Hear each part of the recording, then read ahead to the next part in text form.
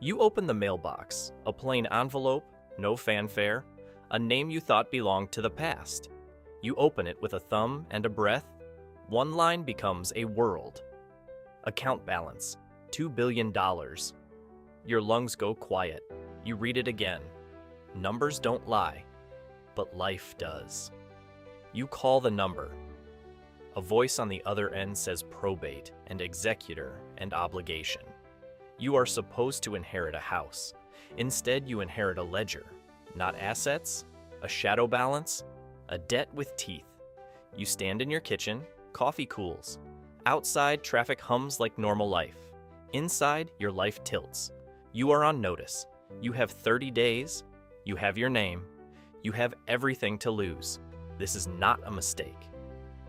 You dig through files, old wills, receipts, emails with subject lines from another decade, an accountant's voicemail, a trustee's polite patience. You find the chain, shell companies nested like Russian dolls, a mansion the deceased never owned, loans that matured into something monstrous, interest compounded on top of interest. You map it. Spreadsheet lines look like fingerprints. There are clauses that could bury you. Clauses that only a courtroom or a canyon lawyer reads fast enough.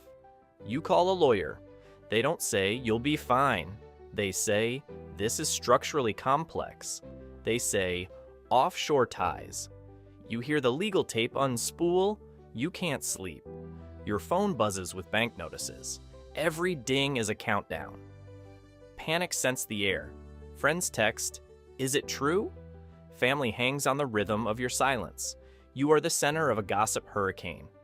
A process server leaves a thin envelope. A representative with a smile asks to discuss repayment options. You realize you are being analyzed. Credit scores are looked up. Reputations audited. You sleep in fits. You picture digits crawling across your ceiling. The number becomes a character. It eats your appetite and your small talk. You want to run. You want to hide. You want to prove it wasn't yours.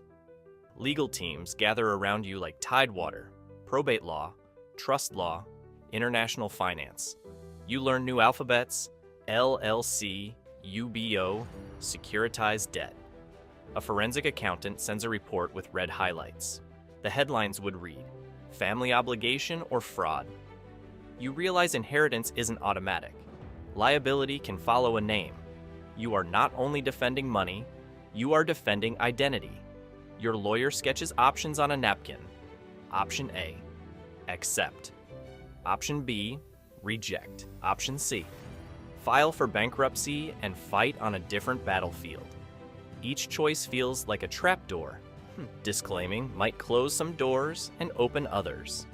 Bankruptcy might shield you, but not every obligation is dischargeable. Creditors could pursue the estate, clawing back assets. Your posture changes. This is not an arithmetic problem. This is a negotiation with systems.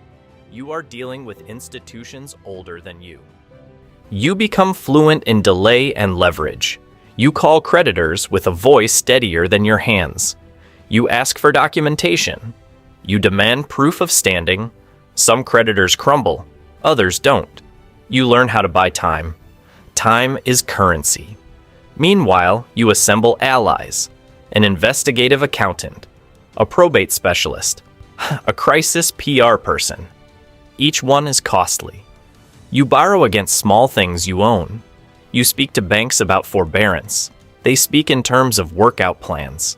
You begin to trade reality for possibility. You find a flaw, an unsecured loan that was never properly assigned. You seize it. You file motions. You serve discovery. Legal paper moves slower than panic, but it moves. You notice the creditors argue among themselves. Positions shift.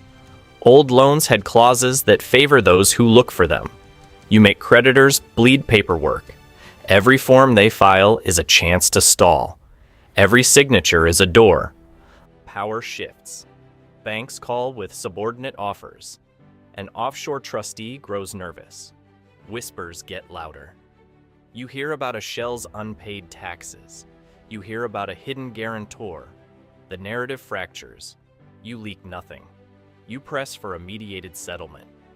Mediation is theater. You speak plainly. You offer to accept. If the number becomes manageable, they laugh, then do math. They prefer certainty to the rumor-laden risk of litigation. Negotiations become chess. You trade small concessions for massive relief. You trade future claims for present peace. There are nights when you think you've won. There are mornings when new documents appear. A creditor sues a bank. A trustee is indicted for fraud. You ride waves you didn't make, but the waves carry you. You learn to be patient like a storm chaser. You learn to let institutions reveal their weaknesses. Decision day arrives like thunder. You sit in a boardroom that smells like old leather and nervous cologne. You sign settlements that rip and stitch your life.